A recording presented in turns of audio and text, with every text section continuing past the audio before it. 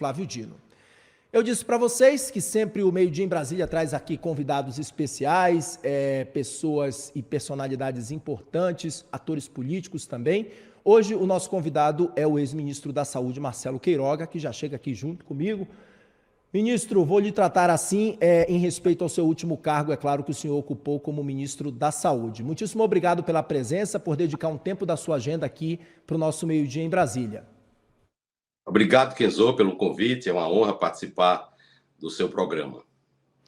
Ministro, eu quero começar, é claro, essa entrevista com a sua leitura sobre esse julgamento, né, que pode tornar Jair Messias Bolsonaro inelegível. O placar agora é de 2-1. E qual a leitura que o senhor tem sobre esse julgamento? Kenzo, eu sou especialista em coração. Quem é especialista em eleição é o povo, é a sociedade. E a justiça que não faz justiça, ela não pacifica o coração dos brasileiros. Então, nós esperamos que esse julgamento ele se reja dentro da lei, dentro da jurisprudência da Corte, e que o presidente Jair Messias Bolsonaro tenha os seus direitos políticos preservados. Essa é uma torcida que o senhor faz, né? Pelos votos, ministro. Eu sei que o senhor foi muito claro, a gente sabe que o senhor foi ministro da Saúde, sim. Mas é claro que aqui eu vou lhe instigar aqui para que o senhor faça algumas ponderações, caso o senhor ache necessário, né? Sobre ponderações dos votos, inclusive dos ministros ali, né? O ministro Benedito Gonçalves foi bastante duro ali, pedindo no seu voto, que foi extenso, mais de 3 horas de voto do ministro Benedito Gonçalves na última terça-feira. O julgamento foi suspenso, retomado hoje, com o voto do ministro Raul Araújo, que primeiro já sinalizou que estava retirando ali aquela questão da minuta do golpe e depois divergiu do relator, empatando o placar em 1-1, né? Na sequência, a gente viu o ministro Floriano falando, dando seu posicionamento, então, sobre essa reunião que aconteceu com o Bolsonaro e os embaixadores ali, em que ele fez diversos ataques às urnas eleitorais. E aí o ministro Floriano levou mais ou menos 1h30 nesse voto e disse que Bolsonaro criou uma reunião com diplomatas para dar uma resposta para a Corte Eleitoral agindo de maneira imoral. Diante desses pontos, ministro, e a gente tem uma leitura de que o encaminhamento deve ser pela inelegibilidade de Jair Bolsonaro, mas o placar está acirrado até o momento, né? Assim, está disputado ainda.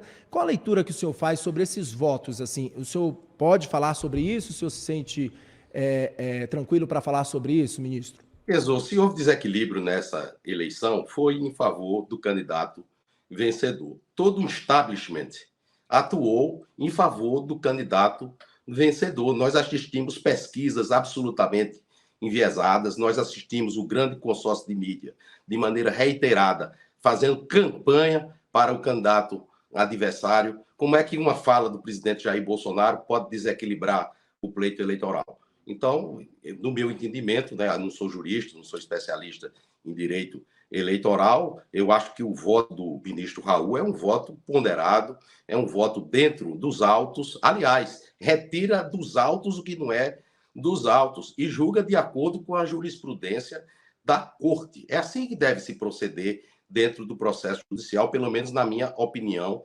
como cidadão. Mas vamos esperar o julgamento da Suprema Corte Eleitoral e ainda cabe, se for um resultado desfavorável para o nosso querido Messias Bolsonaro, ainda caberá recurso, tanto na própria Corte como no STF, para que seja feita a justiça e os direitos políticos do presidente Jair Bolsonaro sejam preservados. Deixa que a sociedade decida. Durante os últimos tempos, parece que virou pecado mortal se falar de evento adverso de vacina e de fazer qualquer tipo de crítica às urnas.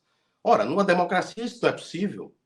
Então temos que analisar isso de uma maneira muito ampla e esperar que o tempo se encarregue de resolver todas essas situações. Mas, ministro, mesmo que essas falas, esses argumentos saiam de um presidente da República, que o senhor, eu quero tocar nesse assunto rapidamente, então, que o senhor disse sobre efeitos adversos de vacina, né? No momento que um presidente da República vocaliza isso, ele como líder maior do Estado, acaba que isso traz uma repercussão, sim, traz uma repercussão negativa. O senhor, como ministro, foi ministro da Saúde, o senhor sabe que o Brasil sempre foi uma referência nessa questão de vacinação. E quando um presidente vem a público e questiona isso e fala sobre essa questão dos efeitos adversos, vai de encontro, né, a tudo que foi conquistado ao longo dos anos pelo SUS, que o senhor sempre defendeu, inclusive, na pasta do Não, o Ministério evento da Saúde, adverso né? tem que se falar do evento adverso, sim. As pessoas têm que ser livres para tomar suas decisões. Você não pode sair por aí forçando as pessoas a se vacinar ou tomar um tratamento para o câncer ou fazer uma cirurgia de coração. Tem que se abordar claramente acerca desse tema. Não há problema nenhum em se falar em eventos adversos. O que não se pode é fazer uma propagação de notícias inverídicas. Isso aí é algo absolutamente diverso. Ministro, vamos lá, vamos falar sobre política então agora, porque no último dia 14 o senhor se filiou ali ao PL, o partido de Bolsonaro, né? E no dia da sua filiação, o senhor inclusive disse querer defender o legado do ex-presidente. Que legado seria esse? Bom, é o legado de quem ressuscitou as forças conservadoras no Brasil, do patriotismo, da honra em vestir a camisa verde e amarela numa época fora da Copa do Mundo. Uma gestão eficiente, uma gestão sem corrupção, uma gestão que, mesmo na maior crise de saúde pública do mundo, fez o Brasil ser um dos países melhor em relação à questão da justiça social, em atender aos seus vulneráveis. Fizemos uma das maiores campanhas de vacinação do mundo e, nesse período, o PIB do Brasil cresceu e aumentamos a geração de emprego e renda. Então, defender esse legado, independente de filiação eleitoral, é um dever de todos que integraram o governo do presidente Jair Messias Bolsonaro. E eu fui uma escolha dele, ao contrário do que acontece agora, né? Que o número de ministros saiu de 23 para 37 e a minha sucessora já querendo derrubar ela por aí, e nós sabemos muito bem quais são as razões. Ministro, durante a sua filiação ali, o presidente do seu partido, Valdemar Costa Neto, falou, inclusive, que o senhor era um nome muito importante pela imagem, pelos cargos públicos que o senhor ocupou ao longo da sua história e da sua trajetória também, também para levar ali recursos, principalmente para João Pessoa, na Paraíba, onde a gente sabe que há uma disputa bastante acirrada ali, né? Hoje, o atual prefeito é do PP, mas o senhor vai disputar a prefeitura de 2024? Esse é o projeto, né? Ainda estamos numa fase inicial desse processo de candidatura, né? As eleições acontecem em 2024. Nós temos que fortalecer o nosso partido. Aqui em João Pessoa, nós temos lideranças importantes do nosso segmento político, a exemplo do deputado federal Cabo Gilberto, do deputado estadual Valber Virgulino, do comunicador Nilvan Ferreira, né? E nós vamos trabalhar juntos, eu não tenho dúvida, para que as forças conservadoras vençam as eleições em 2024 na cidade de João Pessoa, mas não é só na cidade de João Pessoa, no meu estado, o estado da Paraíba, tem mais de 220 municípios. Nas eleições de 2020, o Partido Liberal fez 23 prefeitos e a meta nossa, que nós estabelecemos meta, não é aquela história de não ter meta e depois querer dobrar. Nós temos uma meta de dobrar o número de prefeitos no estado da Paraíba, para que em 2026 a nossa candidatura majoritária, seja para o estado, seja para o Senado Federal, que são 2 vagas, seja para a presidência da República, tenha um resultado diferente do que houve no ano de 2022 em relação ao estado da Paraíba e também ao Nordeste, porque nós trabalhamos em conjunto com o ministro Ciro Nogueira, do Piauí, com o ministro Rogério Marinho, do Rio Grande do Norte, o ministro Gilson Machado, de Pernambuco, e o ministro João Roma, da Bahia. Ministro, o senhor me deu a deixa já para fazer um questionamento sobre essa questão das metas, né, do PL, inclusive. Bolsonaro já vocalizou isso, já declarou isso algumas vezes, que a meta do PL, de fato, junto com o PP, é conquistar 60% ali das prefeituras. Diante de uma possível inelegibilidade de Bolsonaro nesse julgamento, O senhor capitanearia, né, esse papel de líder político do partido? O líder político do nosso partido é o presidente Jair Messias Bolsonaro, independente de elegibilidade ou não. Ele falou numa bala de prata, para mim a bala de ouro é Jair Bolsonaro e o calibre dessa bala é 22. Né? Então nós trabalhamos com a perspectiva de não haver a supressão dos direitos políticos do presidente Jair Bolsonaro. Mas Jair Bolsonaro fortaleceu o campo conservador e hoje nós temos várias lideranças políticas que, independente do contexto desse julgamento, que não sei se vai ter o desfecho hoje, nós estaremos muito fortes nessa conjuntura. Ministro, o senhor, caso o Bolsonaro se torne inelegível, é a leitura que se fala muito nos bastidores, quais os rumos que o seu partido, o PL, deve tomar com relação a um nome forte para a disputa presidencial, na sua avaliação? Você sabe, Kezo, que o presidente Bolsonaro é uma pessoa muito intuitiva, né? Ele chegou, me convocou para ser ministro da Saúde, inclusive você foi um dos primeiros que anunciou meu nome, né? As pessoas não me conheciam muito. E eu cheguei e morriam 3.600 pessoas por dia de Covid, quando saí, a média móvel era inferior a 100. Então, o presidente tem uma grande capacidade, é uma pessoa que conhece política de uma maneira muito minuciosa, e é ele que vai dar a determinação, e nós seguiremos a liderança do presidente Jair Bolsonaro. Qual seria uma aposta do senhor, ministro? Minha aposta é a manutenção dos direitos políticos do presidente Bolsonaro e, em 2026, a volta do presidente Bolsonaro à presidência da República. Essa é a nossa aposta. Vamos tentar... Aposta número 1, mas caso ele se torne inelegível? Temos vários nomes, né? Não compete a mim, agora, nesse momento, fazer especulação acerca dos excelentes nomes que nós temos, mas são vários. Agora mesmo, vocês viram, o governador de São Paulo foi eleito, o Tarcísio de Freitas, meu colega de ministério. Nós temos o governador Zema, que também apoiou o presidente Bolsonaro no segundo turno. Nós temos o senador Flávio Bolsonaro, nós temos o deputado federal Eduardo Bolsonaro, nós temos a nossa ex-primeira-dama Michele Bolsonaro. Então, são todos nomes que fazem parte de uma elite política que foi criada a partir da fala muito assertiva do presidente Bolsonaro, que despertou um novo Brasil dentro do nosso Brasil, como o Brasil do agronegócio, né? Que não é fascista. O agronegócio é quem faz o desenvolvimento da nossa nação, inclusive está diminuindo a população nos grandes centros para as cidades de médio porte. Né? Então, isso tudo veio em função da fala e da liderança do presidente Jair Bolsonaro. Então, vamos seguir a orientação dele. Ministro, é claro que a gente está fazendo aqui uma leitura que antecede os fatos, né? Fazendo algumas projeções sobre o que pode acontecer. O senhor já vocalizou isso agora aqui ao longo da entrevista de forma muito clara e cristalina, que a sua torcida é que Jair Bolsonaro continue com os seus direitos políticos, mas ele está sendo julgado hoje, é o terceiro dia de julgamento. Há uma previsão, há uma expectativa grande por essa inelegibilidade de Bolsonaro. E caso isso seja concretizado, ministro, quais são os rumos que o senhor avalia que a direita deve tomar, né? Porque, afinal de contas, Jair Bolsonaro, se tornando inelegível, ele ainda é um nome forte dentro da direita, é um nome que antagoniza ao PT, ao petismo, mas perdendo esses direitos políticos, ele perde dinheiro, perde mandato, ele não tem, mas assim, perde todos esses direitos políticos e se enfraquece. A gente sabe que a política fala muito disso, né? Quais são os rumos que o senhor acredita que a direita deve tomar nesse caso? Embora eu não seja especialista em esquerda, né, tinha um da esquerda que estava na cadeia, que foi condenado em 3 instâncias do Poder Judiciário e foi reabilitado e hoje nós sabemos onde ele está.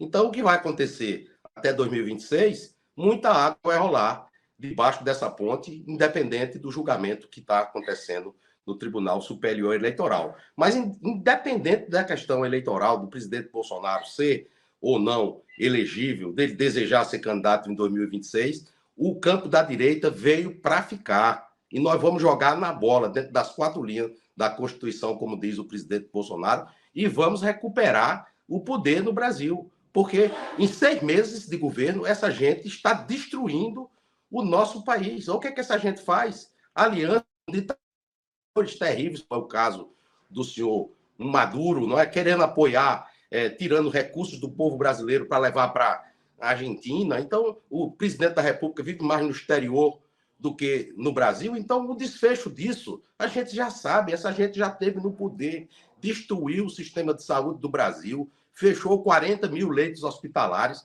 nós tivemos que recuperar o SUS. Se não fosse o presidente Temer ter tomado posse ali, eu não sei o que poderia ter acontecido com o Brasil. Então, vamos continuar firmes, defendendo o nosso Brasil, defendendo o legado do presidente Jair Bolsonaro, e vamos fazer uma oposição dura a esses petistas, ao contrário da oposição tíbia que eles tiveram dos tucanos. Inclusive, um deles está com o próprio presidente da República hoje, e nós sabemos o que ele dizia dele. Então, terão uma posição dura do Partido Liberal, e nós vamos trabalhar para retornar ao poder em 2026, Kenzo. Ministro, o senhor falou sobre a questão do SUS, eu quero aproveitar essa deixa, porque recentemente ali um pesquisador da FGV em saúde, o Adriano Massuda, né, fez críticas ao governo federal durante a pandemia. Ele é coordenador de um relatório inédito ali, com 42 recomendações sobre o sistema de saúde brasileiro, e Massuda declarou que o SUS é um dos sistemas mais democráticos do mundo e que lhe confere ali fortaleza, né? Disse que na pandemia, perdão, ele disse que na pandemia o SUS manteve essa capacidade de resposta, apesar de um cenário conflituoso com a falta de coordenação do governo federal e difusão de desinformação por autoridades públicas. Como é que o senhor avalia essa fala dele? Uma fala enviesada, né, de um militante de esquerda que vem travestido de professor da GV. Essa gente, aliás, de esquerda está infiltrada na Escola de Saúde Pública do Brasil. Imagina se essa gente estivesse no poder. Vocês viram o que fizeram na região Nordeste. Um tal consórcio Nordeste que trouxe respiradores, queria trazer respiradores de uma empresa com nome de maconha. Eles diziam que iam trazer vacina para a região Nordeste, um consórcio, 40 milhões de doses. Não trouxeram uma sequer. Todas as doses de vacina, aliás, mais de 550 milhões de doses de vacina foram adquiridas pelo Ministério da Saúde, pelo governo do presidente Jair Bolsonaro. Eles fecharam 40 mil leitos. Nós abrimos 23 mil leitos de terapia intensiva. Eles tinham uma política manca de transferência de tecnologia que durante uma década não produziu mais do que um IFA para fabricação de biológicos. Ao contrário deles, o nosso governo fomentou uma transferência tecnológica e, em menos de um ano, teve a tecnologia da vacina produzida na Fiocruz com 1,9 bilhão de reais do Ministério da Saúde. Essa é a verdade. Não essas recomendações aí fajutas que nós já sabemos, esse mesmo discurso. Aliás, um discurso que está infiltrado na comunidade acadêmica e, inclusive, nos conselhos editoriais das revistas científicas, que são fortemente influenciadas pela indústria farmacêutica, meu caro Kenzo. Agora, quando nós dizemos isso, aí é porque nós somos negacionistas, é porque nós estamos disseminando notícias falsas. Vamos aos fatos. Vamos aos fatos que a gente verifica. Quem foi que fortaleceu a atenção primária? Sabe qual era o orçamento da atenção primária em 2018, quando o presidente Bolsonaro assumiu? 17 bilhões de reais por ano. Quando nós saímos, o orçamento era superior a 26 bilhões de reais. Nós criamos o programa Previne Brasil, que mudou o modelo de remuneração na atenção básica à saúde. Ou seja, quem fez as verdadeiras transformações no sistema de saúde que estava carcomido e destruído por uma esquerda corrupta e incompetente foi o nosso governo. Essa é a realidade. Como é que o senhor avalia a atual gestão do Ministério da Saúde, já completando agora quase 7 meses aí? Falou muito e não entregou nada, né? Na realidade é isso. Porque diziam que ia recuperar as coberturas vacinais. Como é que está a cobertura vacinal hoje? Pensa que é simples, né? Que é só falar. Diziam que o Zé Gotinha tinha sido sequestrado. Conosco tinha a família Zé Gotinha. O papai, a mamãe, o Gotinha Júnior, a vovó e o vovô. Porque nós defendemos a vida desde a concepção. Nós somos contra o aborto. Respeitamos as exceções da lei, mas somos contra o aborto. Eles destruíram a política nossa em relação à prevenção do câncer de colo, de útero, do câncer de colo retal, do câncer de mama. É assim que se modifica o SUS. Eles revogaram a portaria do Ministério da Saúde que determinava que o estabelecimento de saúde denunciasse estupradores para a polícia. Vem cá, nós vamos ser agora lenientes com estuprador também? É um absurdo. Eles fizeram uma destruição das políticas públicas, como é o caso da rede de atenção materna e infantil, onde dobramos os recursos para cuidados das mães, sobretudo da gestação de alto risco e dos recém-nascidos e da prematuridade, e no lugar não colocaram absolutamente nada. Então é por isso que o que a gente está vendo aí é a ministra nas cordas. É até uma pessoa com quem eu tenho um relacionamento muito cordial. Quando eu estava no Ministério, ela era presidente da Fundação Oswaldo Cruz. Nós tivemos um relacionamento institucional muito respeitoso, né? Agora, quando vai jogar, né? Didi dizia, né? Treino é treino e jogo é jogo. Quando vai jogar, aí a gente vê o que é que está acontecendo. Cadê o piso de enfermagem? Está aí. A nossa enfermagem ainda sem ter o seu direito legal respeitado. E quem foi que apresentou o projeto de lei da enfermagem? Foi o senador Contarato. E o presidente Bolsonaro sancionou, ao contrário deles, que vetaram o projeto da lei da enfermagem no passado. E já levaram para o Poder Judiciário, porque tudo se leva para o Poder Judiciário. Eu posso até falar para você da vacina da dengue. Se eu fosse o ministro, já tinha uma arguição de descumprimento de preceito fundamental no STF, movido por um desses partidos de esquerda, para colocar essa vacina no SUS. E aí? Por que não mover ainda um ADPF para colocar a vacina da dengue no SUS? É assim, 2 pesos e 2 medidas. Ministro Marcelo Queiroga conversou com a gente ao vivo aqui no Meio-Dia em Brasília, do Antagonista. Ministro, muitíssimo obrigado pela sua participação, pela sua contribuição aqui comigo no programa e ter dedicado um tempo da sua agenda para esse bate-papo muito franco e muito direto. Obrigado, Kenzo. Você é um jornalista independente, excelente, e eu tive muito prazer em conviver com você enquanto estive no Ministério da Saúde. Até a próxima, ministro. Obrigado.